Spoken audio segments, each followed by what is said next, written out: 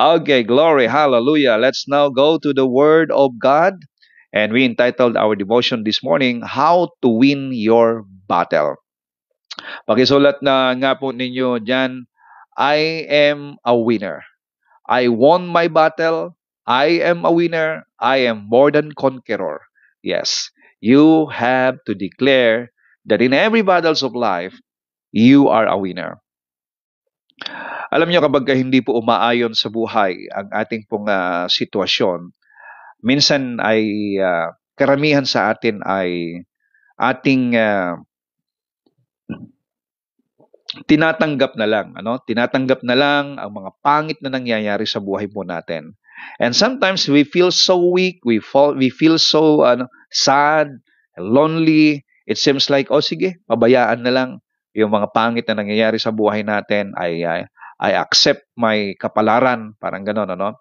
But you know, friend, you have to stand and fight because you are a winner. You can win your battle, and in your battle, my friend, you are always victorious sapagkat meron nang nagtagumpay para sa iyo. So ano po yung bagay na mga gagawin po natin to win our battle? Number one is this: prepare your mind for battle. So you have to prepare your mind for battle. There is a battle. Actually, ang battle natin is not about flesh, blood, no, fighting against flesh and blood, but our battle is in the battle of the mind. Actually, this battle of the mind is the battle of faith. Our battle is battle of faith. Whether you stand on faith or you lose your faith. You stand on God's word, you stand on God's promise, or you stand on your own way. No? Yan po. Kaya kinakailangan prepare your mind for battle. The devil wants you to question yourself and question God. Yan po lagi ang ibabato ng kaaway. The devil is always questioning yourself. Karapat-dapat ka ba? Totoo ka ba? Ikaw ba ay seryoso sa sinasabi mo? Totoo ka ba sa sarili mo? You know yourself. Ang dami mong pagkukulang. So the devil will always accuse us of our weaknesses. And sometimes the devil, parang ang Panginoon, no, nung tinempo niya doon po sa Mount of Temptation during his fasting days, ang temptation ng Lord is that the temptation of identity of Jesus Christ. Kasi ang tanong po ng kaaway, ng Diablo, kaya sa Panginoon is this: kung ikaw, totoong ikaw, ang anak ng Diyos. So ibig sabihin po, yung salitang kung totoong ikaw ang anak ng Diyos, ay binibigyan ng Diablo ang Panginoon ng pagdududa kung totoo nga ba siya ay anak ng Diyos. Bago po yan, ay meron pong tinig na narinig ang Panginoon during His baptism na this is my beloved Son in whom I am well pleased. So there is a word from heaven, no, confirming in the heart of Jesus Christ that He is God's beloved, whom God pleased at Him. And now, after that, meron po ngayong temptation. And the temptation is this: kung totoong ikaw ay anak ng Diyos. Ibig sabihin, ang Diablo ay nagbibigay ng pagdududa sa narinig ng Panginoong Hesus. Kaya nga po, huwag nating papatulan ang anumang pong mga temptation na yon, the question of the devil. Okay? Kasi kung pinatulan ni Lord na, okay, patunayan ko sa iyo na ako'y anak ng Diyos, gawin kong tinapay ang mga batong yan. Ibig sabihin, sumunod ang Panginoon sa Diablo. At muli, nagpapakita na napapasunod siya. Kapatid, you must know yourself. You must know who you are. The devil wants you to question yourself and even question God. Tira yung temptation. Yung temptation po dun sa paradise. No? Totoo bang sinabi ng Diyos? Yan. So the devil is always questioning God's word. Friend, our fight is a good fight of faith. 1 Timothy chapter 6 verse 12 says, fight the good fight of faith. Pakisulat nga po ninyo dyan. Fight the good fight of faith. You win the battle when you hold on to God's word, no matter what happens to you or around you. So, Ang tao po ay nagiging matagumpay kapag siya po ay nakahawak sa salita ng Diyos, anumang mga pangyayari, pagsubok, anumang pong mga dilima na dumarating, dilubyo na dumarating sa buhay po natin. You stand on God's word. Nalugi ka man sa negosyo, nagkaroon ng sakit na ganito, iniwanan ka, o nagkaroon po ng broken relationship, or nagkaroon po ng problema sa pamilya, problema sa trabaho, sa amang uri ng problema, problema sa love life, you stand on God's word. You win the battle, my friend, when you hold on to God's word. No matter what happens to you, or no matter what is going around you. Friend, prepare your mind for battle. Stand on faith. So, ang tagumpay nating mga Kristiyano is tagumpay sa pananampalataya. We overcome the world through faith. Ano po nagbibigay ng tagumpay natin para mapagtagumpayan natin ang mundo, ang temptation ng mundo, ang battle sa mundo? Through faith. Meaning, whatever problems you are in right now, stand on faith. Stand on faith. And I tell you, you're gonna see the manifestation. You're gonna experience the manifestation of Jesus' victory in your life. At maaring ngayon, ang battle mo ay parabang ikaw yung mga pinupuntirya. Kapatid, if you're gonna win the battle in your mind, you are a winner. Ulitin ko, if you are winning the battle in your mind through faith, then you are a winner. Nagkakaroon lamang po ng pagkatalo ang isang Kristiyano kapag natalo siya sa kanyang isipan. Kaya, you have to stand strong in your faith, stand strong in your mind, have a sound mind, and having a sound mind is leaning on and tuning in to God's word. That is how you win your battle. Fight the good fight of faith. Stand on faith. No matter what. Financial problem, stand on faith. Relational problem in your family, stand on faith. Sickness problem, stand on faith. Problem with your bosses, problem in your workplace, problem in your business, stand on faith. Problem in the ministry, stand on faith. Persecutions coming to you, many people are against you, stand on faith. Fight the good fight of faith. Stand on your faith in Christ Jesus. And glory to God. Kahit bumagsak ang negosyo mo, if you have the faith, glory to God, babangon ka. At hindi ka lamang babangon, lalagpasan mo ang tagumpay na kinalalagyan mo o kung saan bumagsak ka. I tell you, glory to God. Hallelujah. Dadalhin ka ng Diyos sa isang mas mataas na tugatog ng tagumpay kaysa mga nakaraang tagumpay mo sa buhay. Because the Lord has a promise in your life at hindi po papayagan ng Diyos ng kanyang pangako ay hindi mangyarit maganap sa buhay mo, kapatid. Okay? So prepare your mind for battle. The battle is in our mind. And number 2 is that you have to recognize you are the target of the enemy. Target ka. Satan realizes his power or how powerful you are. Target ka ng kaaway. Kaya kung meron kang mga persecution, lalong-lalo na masasabi mo, bakit kayo nung ako'y naging Kristiyano saka naman ako talagang pinutakti ng napakaraming mga pagsubok. You are the target of the enemy because he realizes that you are powerful. So he tries to bring affliction and persecution to steal the word from your heart. Kita mo nyo yung parable of the sower, yung pong pangatlong binhi na hindi nakapamunga. Ang purpose po ng mga dawag na tumubo kasama nung totoong binhi is to distract the seed, no? Para hindi siya makapamunga. Alam niyo, ang ginagawa lang naman ng kaaway is distraction. The devil comes to distract. Upang nang sa ganon ay manakaw, mawala yung salita ng Diyos na narinig natin. Friend, if you are the target of the devil, if you have any persecution, if you have any affliction na nangyayari sa buhay mo ngayon, ang target ng kaaway ay nakawin ang salita ng Diyos. Nakawin ang pangako ng Diyos na nasa puso mo. Kaya, panghawakan ang salita. Stand on God's word. Stand on His promises. His word is powerful. It is a seed that brings life.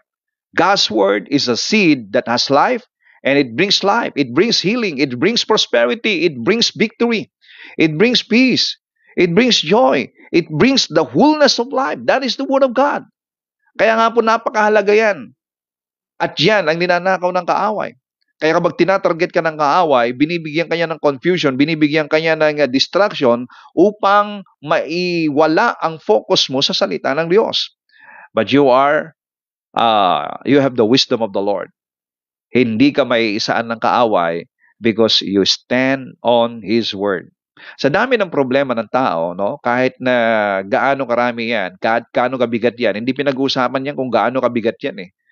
Hindi, wag nating sabihin, Pastor, hindi mo alam kung gaano kabigat problema ko eh. Hindi mo alam kung gaano kabigat itong financial problem ko, sickness problem ko, relational problem ko, family problem ko, or workplace problem, business problem. Hindi mo alam kasi, Pastor eh.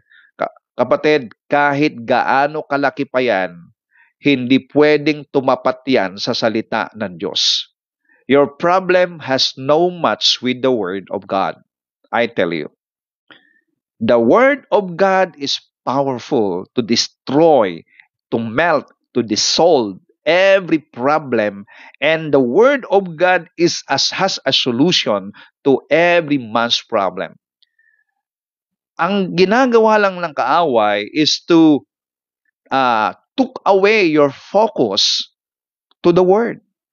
Kaya, if the devil is trying to, target you, to destroy you, back to the Word. Focus to the Word of God. Focus on the promise of God. At hindi ka pababayaan. Akala mo pinabayaan ka? Akala mo nag-iisa ka? Akala mo nawalan ka? No. As long as you have the Word of God, hindi ka mawawalan. Again, I repeat, as long as you stand on the Word of God and hold on to the Word of God, hindi ka mawawalan. Hindi ka malulugi, hindi ka mamamatay, hindi ka magkakaroon ng sadness, hindi ka magkakaroon ng depression sa buhay. Oh, I tell you, God's Word is powerful. So, recognize you're a target of the enemy. And then number 3 is this. For you to win your battle, refuse to feel guilty when things don't go your way. Halimbawa, parang hindi nagpo-prosper, no? Ang isang bagay sa buhay mo, don't feel guilty. Stop beating yourself up and blaming yourself. It's not about what's wrong with you or why you're being picked on. You are a threat to the kingdom of darkness, which make you a high-value target. Kaya, kapag parang walang nangyayari sa buhay ko, parang hindi tumatalab ang salita ng Panginoon. Kapatid, stop beating yourself up. Stop blaming yourself. Okay? It's not about what's wrong with you. The devil is just trying to confuse you. Stop. Refuse to feel guilty. Kasi kapag naging guilty ka sa akusasyon ng kaaway, even though totoo ang sinasabi niya, that's the time that you repent. That's the time that you have to straighten your way. That's the time that you have to stand on what is right. Repentance means you have to change the state of your mind. Kung ang paniniwala mo okay lang na gawin mo yan, no? Okay lang na gawin mo yung hindi tama, okay lang na manatili ka sa hindi tama, stop it. You have to stand and go on the right way, my friend. Now, don't blame yourself. Don't beat yourself. Don't feel guilty. Refuse to feel guilty. Just say, thank you, Lord, for opening my mind. Thank you, Lord, for giving me understanding. And thank you, Lord, for giving me a way and giving me the privilege to straighten up my way. Okay? Refuse to feel guilty, my friend. And you have the blessing of the Lord. Kung merong mga akusasyon ng kaaway, kapatid, hayaan mo na kung yan ay totoo, don't allow guiltiness to come into your heart, but that is your way to stand on what is right. Alam mo, gumagawa ka ng mali, hindi tama yung ginagawa mo, tapos the devil is accusing you. Don't feel guilty, but Jace, Lord, thank you that you open up my heart. And now I can stand on what is right, and I can stand in what is pure, what is holy, what is beautiful in your sight. Okay? So you have to know your authority. Number 4 is that you have to know your authority. You have power over the enemy. Destroy the works of the devil. Okay? Ang authority po natin is, and the power that we have is that we have the power to stand and go on our way. We have the power to stand and speak God's word, and even to destroy the works of the enemy. Paano natin may di-destroy ang works of the enemy? Ano mang bagay na kinabibilangguan natin na hindi tama, kapatid, you have the power to destroy the works of the enemy in your life. Submit to God. Submitting to God means you have to submit to His word. Pakisulat nga ninyo dyan, mga kapatid. Submit to God means submit to His word. You have to submit to His word. Meaning, sumunod ka kung anong sinasabi ng salita ng Diyos. Ang lahat ng taong sumusunod sa sinasabi ng salita ng Diyos, naniniwala. You stand on God's word, blessing will flow. Sa totoo lang kung bakit po nagkakaroon po tayo ng mga problema sa buhay at kagulumihanan sa buhay is that when we go against God's word, at ang sinusunod natin ay yung gusto ng ating laman. Ang sinusunod natin yung gusto ng ating sarili. Ano? Hindi, ito kasing gusto ko, ito yung feel ko eh. Not about what you desire or what you want and what you need, but it's all about submitting to God's word, ano ang sinasabi ng salita ng Diyos. Kaya nagkakaroon po tayo ng problema, nagkakaroon po tayo ng heaviness, nagkakaroon po tayo ng kabigatan sa puso when we go against God's word. There is joy. Sometimes, meron pong we feel like ang hirap sumunod. Pero ang totoo po niyan, hindi po mahirap sumunod sa salita ng Diyos. Hindi po mahirap mag-submit. Friend, resist the devil. Resist the devil. Meaning, if this is wrong, then I won't do that. If this is not right, then I have to get away from that. Resist the devil, and he will flee. Oh, I tell you, blessings will follow those who submit themselves to God's word. And submitting to God's word, submitting to God, is an authority to destroy the works of the devil. You have the authority. And number 5, mga kapatid, is this. Believe in the power of God's intervention. Nag-i-intervene po ang Diyos. No? Kung anumang pangit na nangyayari sa buhay mo ngayon, ay gagawin ng Diyos na maganda. Maging tuntungan yan upang ang plano ng Diyos ay mangyari at maganap sa buhay mo. What was meant for evil, God will turn to good. Sabi po ni Joseph, nung nakita po niya ang kanyang mga kapatid, doon sa Genesis chapter 50, di ba? Alam niyo yung kwento. Ibinenta ng kanyang mga kapatid si Joseph. So sila'y nagsisisihan. At pinalabas na siya, patay na sa kanilang tatay. Pero ang sabi po ni Joseph, what was meant for evil, God will turn to good. Meaning, yung mga pangit na pangyayari, plano ng kaaway laban sa buhay mo, gagamitin ng Diyos yan upang maging tungtungan para sa ikabubuti mo.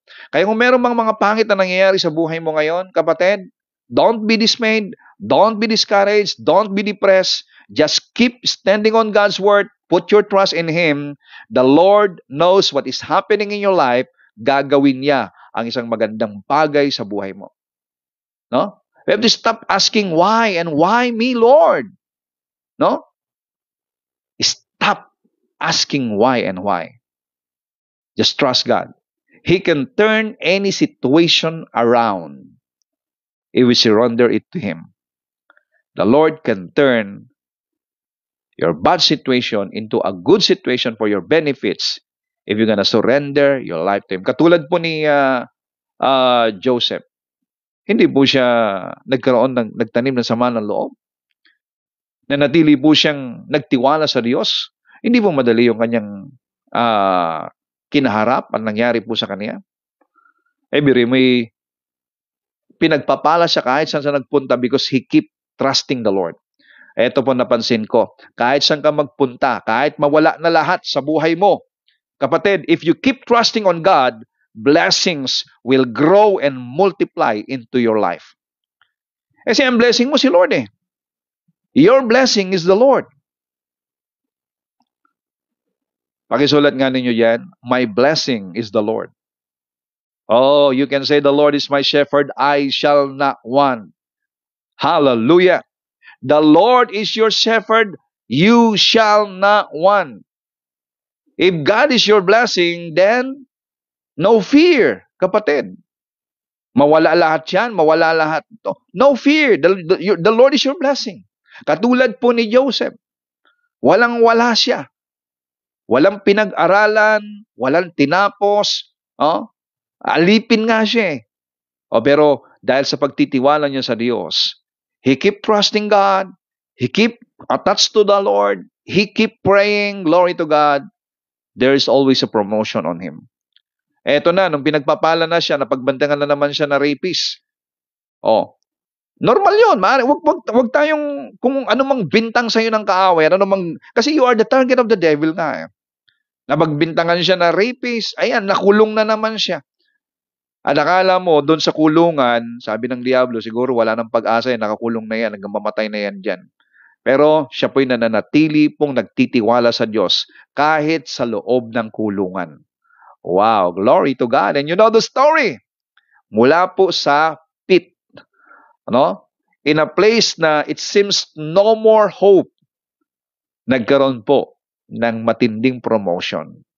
Kaya kung meron ka namang kinalalagyan ngayon, kapatid, na para bang wala ng pag-asa sa buhay, promotion will follow. Promotion will come to you. I declare that in the name of Jesus Christ into your life right now, promotion will come unto you right now. Katulad po ni Joseph, from the pit of yung selda niya, siya ay naging pangalawang makapangyarihang tao sa Ehipto during his time. So, friend, believe in the power of God's intervention. The Lord knows what is you are going through right now. There is God's intervention. Hallelujah. And then the last one is this: fix your eyes in Jesus. Fix your eyes to Jesus Christ. Hebrews chapter 12, verse 2. He will finish what He started in your life. The Lord will finish the good thing that He started in your life. Sinimulan niyang mabuti, tatapusin niyang mabuti. Kung naging pangit man ang mga naging biyahe ng buhay mo in the middle, and even now na para bang wala pa rin nangyayari, kapatid, the Lord will finish what He started in your life. You have to believe it. The Lord will finish what He started in your life. Get the focus off you and on Him. Okay? Tanggalin mo yung focus mo sa sarili mo at ilagay mo ang focus mo sa Kanya. When you do this, my friend, joy and confidence will come from that. Kasi kung sa sarili mo, ang dami mo makikita talagang pagkukulang, shortcomings, kawalan, kasalatan, kulang ang pinag-aralan, walang divine connection, or makikita mo, wala kang connection, wala kang backer, wala kang taong malalapitan. So, mapaprostrate ka if you're gonna look onto yourself. But praise God, if you're gonna look onto God, glory to God, He is your backer. He can promote you even though you are at the pit. He can promote you and bless you even you are in a far land, kahit ikaw ay malayo. Kapatid, fix your eyes to Jesus. He will finish what He started in your life. Glory. So, just fight the good fight of faith by holding on to the Word of God. Pakisulat nga ninyo ito, mga kapatid. I will fight the fight of faith by holding on to the Word of God. Yes, you have to hold on to the Word of God. You have authority over the devil and his guilt. Friend, resist him with the Word of God. Resist the devil with the Word of God. Kung ikaw ay nabubuhay sa salita ng Panginoon, resist the devil with the Word of God and expect God to turn your situation around. And you shall not be a victim, my friend. You are more than conqueror, and your eyes are on Jesus. You have a victorious life, and you have the victory in your life now and forever. I declare this in the name of Jesus Christ. Amen and amen. Glory to God.